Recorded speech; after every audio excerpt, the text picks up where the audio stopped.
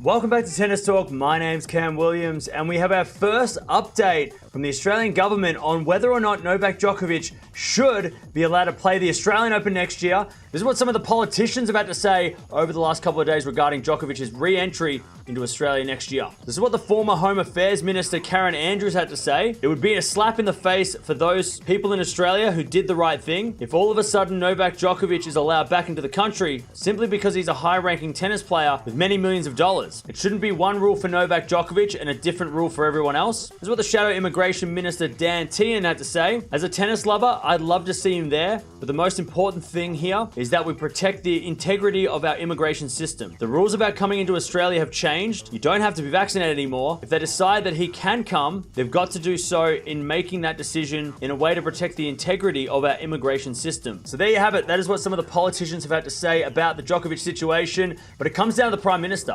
Anthony Albanese is the guy who has to make the call, and of course, he's not making the call on whether or not Djokovic being unvaccinated should enter the country, because being unvaccinated doesn't matter anymore. You can come to Australia unvaccinated. It's a 3-year ban that he's got from being deported. That's what we're dealing with here. It's a deportation issue, not the vaccination issue. So, should the ban be lifted? It's at the discretion of the Prime Minister and the government.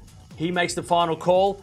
What do you reckon? Do you think Djokovic is playing? Do you want him to play? Should he be allowed to play next year at the Australian Open? Of course, he only got to play 2 slams this year. He won Wimbledon and he played the French Open. He wasn't allowed in America.